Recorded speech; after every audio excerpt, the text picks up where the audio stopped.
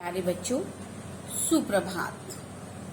आज हम कृतिका पुस्तक के पाठ 1 मेरे संग की औरतें का अध्ययन करेंगे। जैसा कि हमने पिछले अंश में पढ़ा था कि किस तरीके से दादी ने चोर के मन को परिवर्तित किया, लेखिका की दादी ने। आगे हम पढ़ते हैं 15 अगस्त 1947 को जब देश को आजादी मिली, या कहना चाहिए कि जब आजादी पाने का जश्न मनाया गया, तो दुर्योग यानी बुरे योग से मैं बीमार थी। उन दिनों टाइफाइड खासा जानलेवा रोग माना जाता था, इसलिए मेरे तमाम रोने धोने के बावजूद डॉक्टर ने मुझे इंडिया गेट जाकर जश्न में शिरकत करने की इजाजत नहीं दी। यानी उन्हें लेखिका को ये इजाजत नहीं दी कि आप इंडिया गेट जाकर आजादी का जश्न देखें या मनाएं, चूंकि डॉक्टर अपने नाना के परम मित्र, उनसे ज्यादा नाना थे। यानी उनके नाना के जो डॉक्टर थे वो क्या थे, उनके नाना के, लेखिका के नाना के परम मित्र थे। इस कारण वो उन्हें और ज्यादा प्यार करते थे, यानी नाना से ज्यादा। इसलिए हमारे पिताजी जो बात बात पर सत्ताधारियों से लड़ते भिड़ते फिरते थे, चुप्पी साध गए। मैं बस दस्तूर रोती कलपती रही। उन्होंने कहा कि मतलब पिताजी जो थे, जो उनके अगेंस्ट थे, अंग्रेजों के खिलाफ थे, लेकिन वो उनकी बात इसलिए मान गए क्योंकि वह उनकी बहुत इज्जत करते थे। वह उनके नाना के परम मित्र थे और उनसे ज्यादा उनके बच्चों को प्यार करते थे। तो इस कारण लेखिका के पिता उनकी बात को टाल ना सके और लेखिका जो है खूब रोई। क्या कोई बच्चा इकलौती गुड़िया के टूट जाने पर रोया होगा? लेखिका को आज भी याद है कि वो इस कदर रोई थी आजादी के जश्न में जाने के लिए, जैसे कोई बच्चा अपनी इकलौती एक ही खिलौना हो जिस पर, और वो भी टूट जाए, उसके लिए रोता है।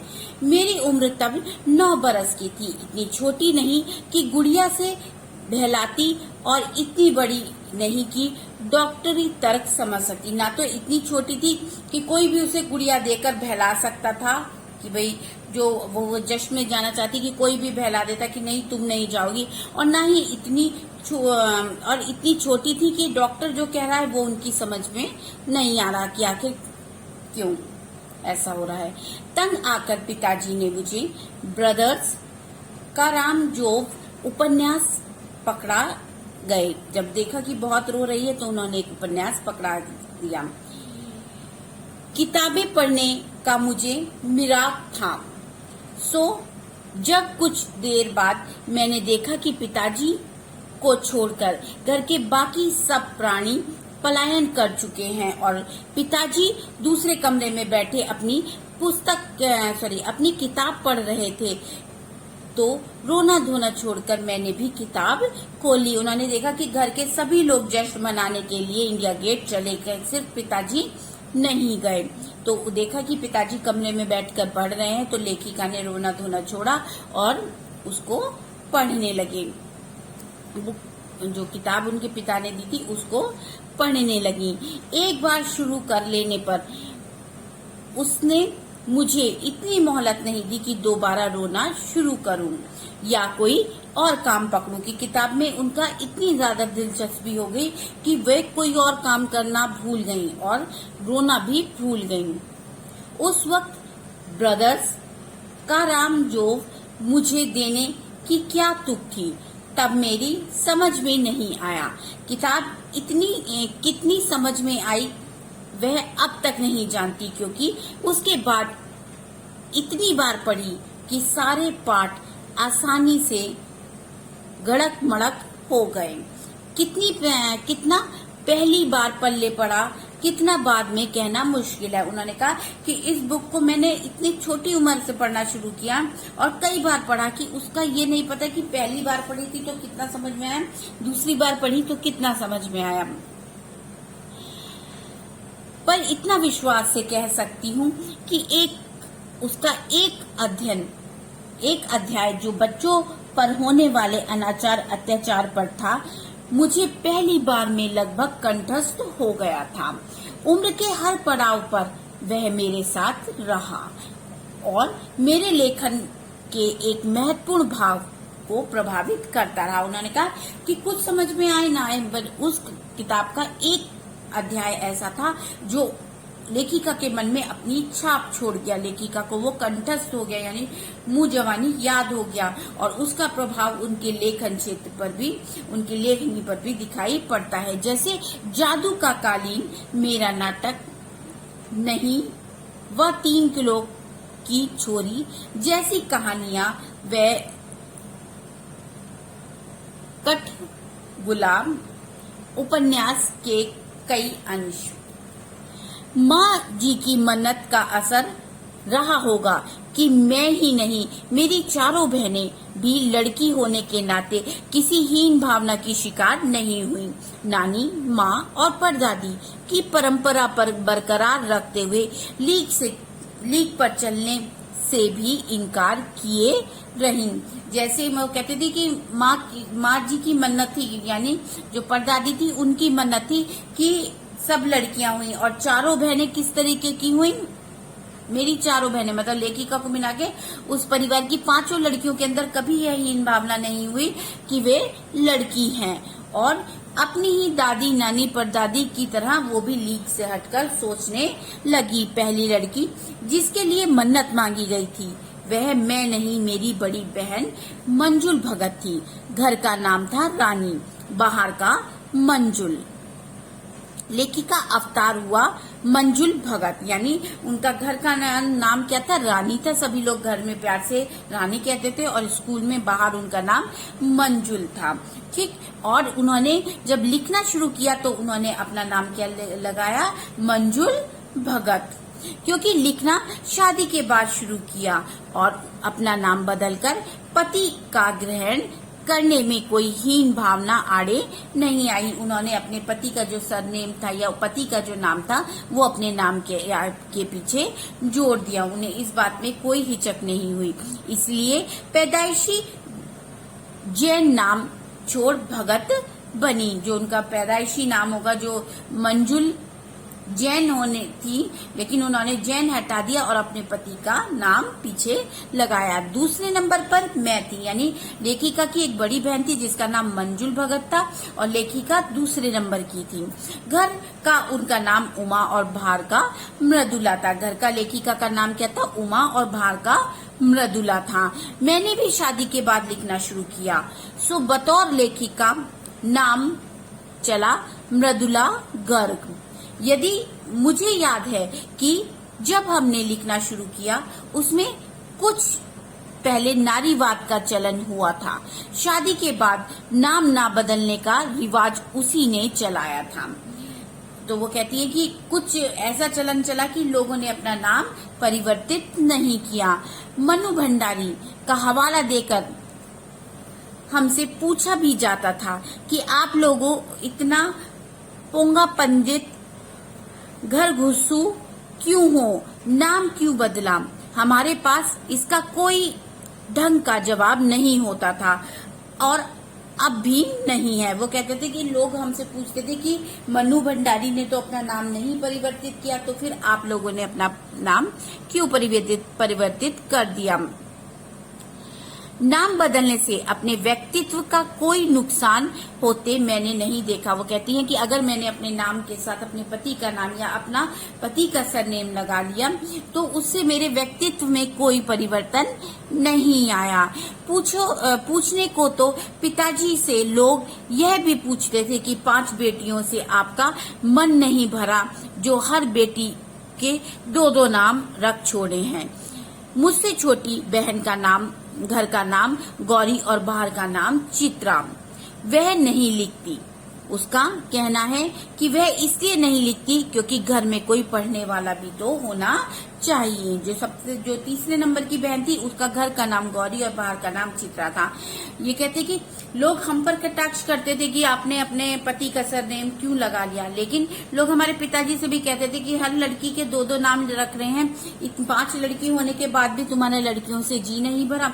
तो लोग तो ये बातें करते रहते हैं। बहन जो छोटी थी जिसका नाम चित्रा था वो लेखन क्षेत्र में नहीं थी, तो सब उससे बोलते थे कि तुम क्यों नहीं लिखती, तो वो बोलती थी घर में कोई पढ़ने वाला भी होना चाहिए।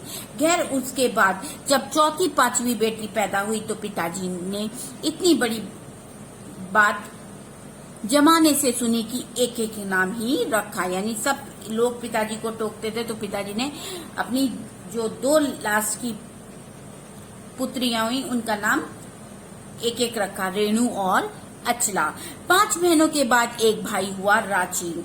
मजे की बात यह है कि बीच की 2 बहनें ही लेखन से बची रहीं। जो बीच की 2 बहनें थी वो लेखन से बची रहीं। अचला और राजीव फिर उसमें जा फंसे, यानी जो बीच की 2 बहनें थी, 2 बहनें बड़ी लिखती थी और बीच की 2 बहनें नहीं रखती थी, और उसके बाद जो दोनों छोटे हुए अचला और राजीव वो भी लेखन के क्षेत्र में आए। अचला मुझसे 8 साल छोटी है और वक्त के बदलाव की लाज रखते हुए अंग्रेजी में लिखती है और राजीव हिंदी के हवाले। वो कहती है कि मेरी जो बहन अचला है, जो सबसे छोटी बहन है, वो इंग्लिश की लेखिका है, यानी वो अंग्रेजी में लिखती है, क्योंकि उस समय 8 साल छोटी है तो उस समय बदलाव आ चुका था।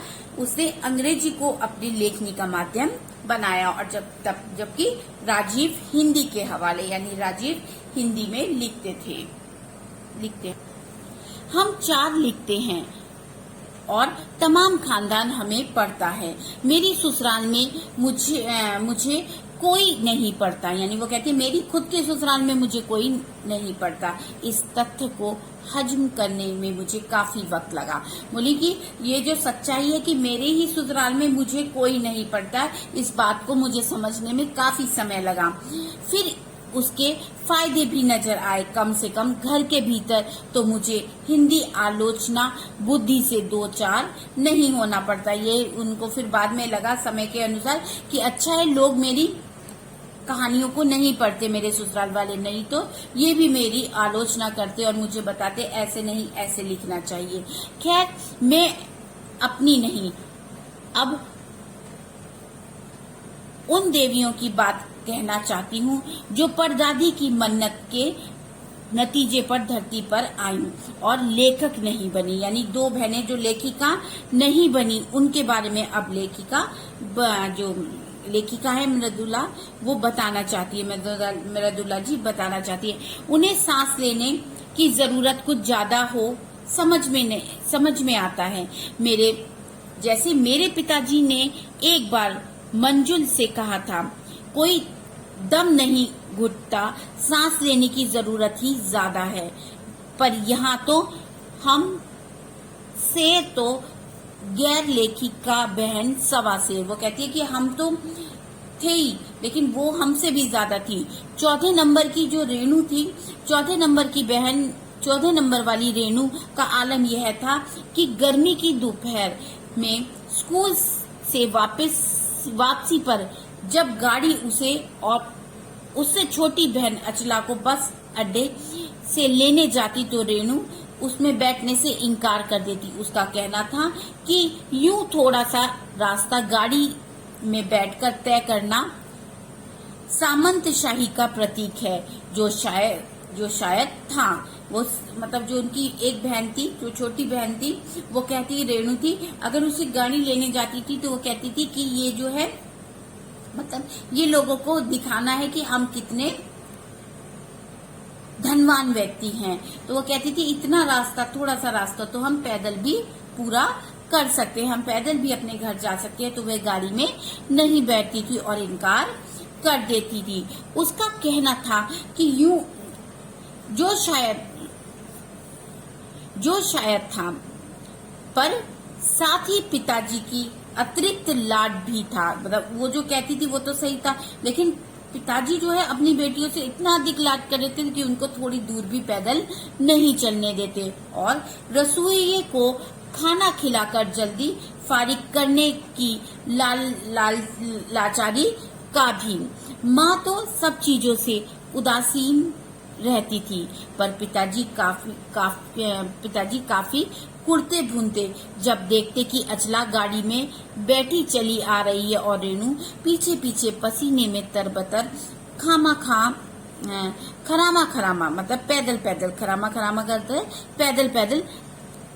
तो पिताजी को बड़ा मतलब गुस्सा आता था। माताजी को इन चीजों से कोई मतलब नहीं था, लेकिन पिताजी को अंदर से कुड़न होती थी, एक चुभन होती थी कि अचला गाड़ी में बैठकर आ रही है और रेनू पसीने में भीगी हुई पैदल पैदल चली आ रही है।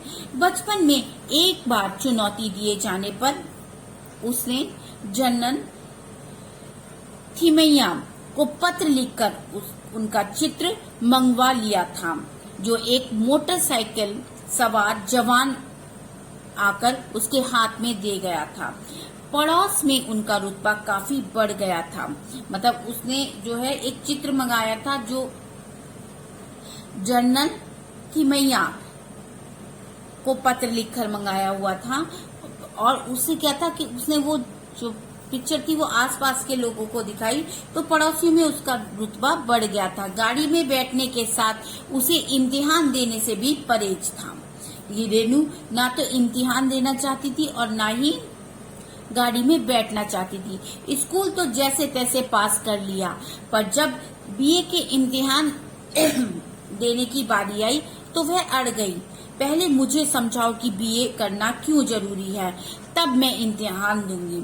मतलब वो अड़ गई उस बात पर, उस जिद में अड़ गई कि बीए करना क्यों अनिवार्य है, कि पहले समझाओ कि क्यों जरूरी है, तभी इम्तिहान दूंगी। अगर मुझे यकीन आ गया कि हाँ कोई फायदा है, वरना नहीं। अगर उसकी समझ में आ गया कि बीए करना सही है तो वह करेगी, नहीं तो नहीं। हमने तरह तरह के तर्क दिए। माँ ने कहा पिताजी से पूछो। माँ ने सिर्फ सिंपल शब्दों में कह दिया कि अपने पिताजी से पूछो। पिताजी ने कहा नौकरी कर पाओगी, शादी कर पाओगी, लोग इज्जत से देखेंगे, वगैरह वगैरह। पिताजी ने कहा कि बीए कर लोगी तो तुम्हें नौकरी मिल जाएगी, शादी हो जाएगी और लोग इज्जत की नजर से देखेंगे। कोई तर्क विश्वसनीय नहीं लगा, न रेनू को न खुद उन्हें। आखिर उन्होंने उसी कुतर्क का सहारा लिया जो युगों से माँ बाप के काम आता रहा। कहा बीए करो क्योंकि मैं कह रहा हूँ करो। मतलब पिता ने जब देखा कि बेटी किसी भी तरीके से नहीं समझ रही तो उन्होंने सख्ती से काम लिया, जिस प्रकार हर माता पिता लेते हैं। रेनू ने बीए कर तो लिया, पर सिर्फ पिताजी की खुशी के लिए, यानी पास होने लायक नंबर लाकर। सच बोलने में वह माँ से 2 कदम आगे है। गनीमत यह है कि आधा समय उसके सच सुनकर लोग सोचते हैं वह मजाक कर रही होगी, इसलिए बिना मेहनत वह लोगों को हंसाए रख लेती है। उसे कोई इतर भेंट करता है तो वह कहती है नहीं चाहिए, मैं तो नहाती हूँ। यानी वो एक हंसमुख स्वभाव की लड़की थी। वो किसी भी बात की सच्चाई बताती थी तो लोग उस पर पहले विश्वास नहीं करते थे कि ये मजाक कर रही है या सही बोल रही है। वो हर बात मतलब लोगों को हंसाने का जो गुण था वो रेनू के अंदर था। तीसरे नंबर की बहन चित्रा, वह कॉलेज पढ़ने तो जाती पर खुद पढ़ने से ज्यादा दिलचस्पी उसे औरों को पढ़ाने में रखती थी। वो खुद कम पढ़ती थी लेकिन औरों को ज्यादा पढ़ाती थी, इसलिए इम्तिहान में उनके अंक कम और उनके शागिर्दों के ज्यादा आते थे। पर अपने यहाँ सब चलता है। उसकी शादी का वक्त आया तो उसने एक नजर में लड़का पसंद करके ऐलान कर दिया कि शादी करेगी तो उसी से। मुश्किल यह थी कि हमारे माँ बाप ही नहीं, खुद लड़का भी उसके निर्णय से वाकिफ नहीं था। कि मतलब वो कहती कि उन्होंने लड़का देखा और पसंद कर लिया और माँ बाप से कहा कि मैं इसी से शादी करूंगी। इस माँ बाप को भी नहीं पता था कि उन्होंने कौन सा लड़का देखा है, और इस निर्णय से ना ही वो लड़का जानता था उनके इस निर्णय को। पर उसका कहना था वह जो सोच लेती है करके रहती है, तो उसकी शादी उसी लड़के से हुई। कोई मुश्किल पेश नहीं आई। आती क्यों? उसने कहा, मैंने पहली मुलाकात में ही उसे बता दिया था कि मैं जो सोच लेती हूँ होकर रहता है, तो उसने बात आगे खींची ही नहीं, पहली मुलाकात में ही हथियार डाल दिए। हमें सबसे छोटी बहन अचला काफी दिनों तक कुछ कम खिसकी मालूम पड़ती थी। वो थोड़ी कम खिसकी, कि वो ऐसा नहीं लगता था कि वो ज्यादा जिद्दी है या इस तरीके के स्वभाव की कि वो कुछ अलग करेगी। पिताजी का कहा मानकर उसने अर्थशास्त्र किया, फिर पत्रकारिता में दाखिला लिया, ढंग से पढ़ाई की, पास हुई, फिर पिता की पसंद से शादी भी कर ली। पर उसके आगे लीक पर नहीं चल पाई। घर बार में मन ज्यादा रुचा नहीं और मंजुल और मेरी तरह उम्र 30 बरस पार करते ही लेखनी का रोग लगा लिया।